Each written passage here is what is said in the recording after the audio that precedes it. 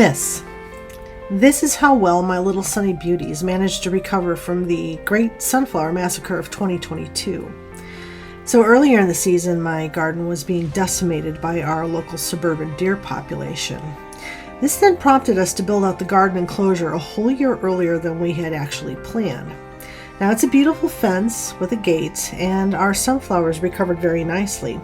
I lost count on the amount of blossoms, and, well, they will be a very happy part of next year's garden.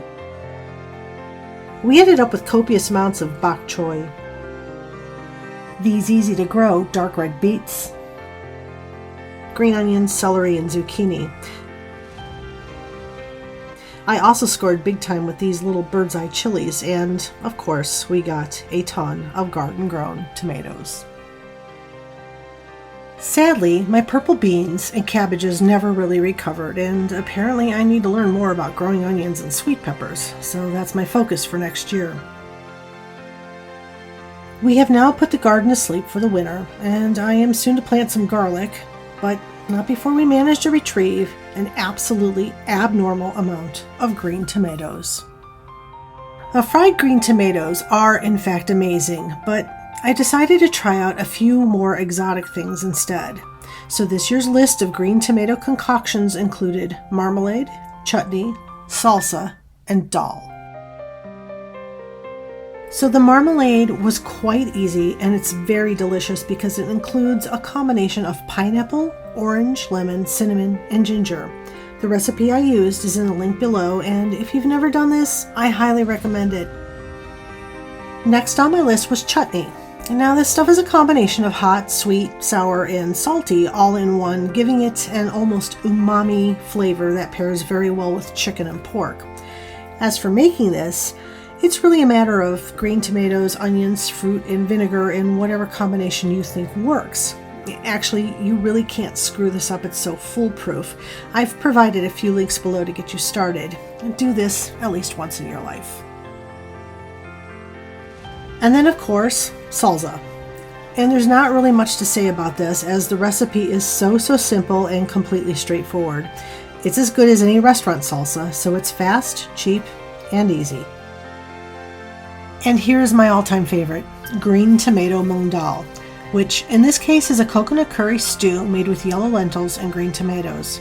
I admit I'd hesitated with this one, but it is amazing, and considering I still have bags of green tomatoes left, I plan to make a ton of it and freeze it for an easy winter night's dinner.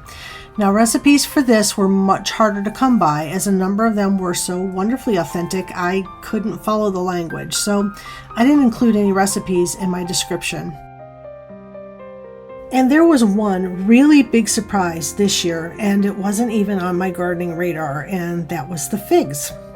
Fig trees aren't really a Northeast Ohio sort of plant, but every year we manage to get a few off of it, and when I say a few, it's about a half a dozen. But this year, we got dozens and dozens.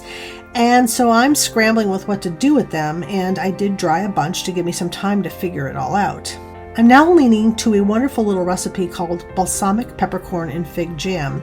Now, some things you wouldn't think go together, and it's always a complete surprise when they do, so I'm totally looking forward to this little food adventure. I still have a ton of dal to make, and I'm waiting for the last of the figs to ripen, so I'm thinking I will be doing a YouTube short on this one, so stay tuned. So let's talk celery. This year, I grew way more leaves than I did actual stalks, so I made the decision to dry it all up and make simple celery leaf powder. This works like any other dried herb and makes a great addition to anything you can possibly imagine. Lastly, I spent some time taking all the less than perfect red Roma tomatoes and pureed them. A few days in the dehydrator, and I got this jar of tomato powder. This is perfect for when you just need a tablespoon of paste and you don't want to waste an entire can just for a little bit. This idea came from Rain Country, and you can find her channel listed below. So the garden is now tucked in tight, though we are starting to add a few new beds so we don't have to rush this spring when it is both cold and very wet outside. I'm looking forward to another growing season, but this time bigger and better. So thanks for watching, and don't forget to like and subscribe, and I'll talk to you again very soon. Maranatha.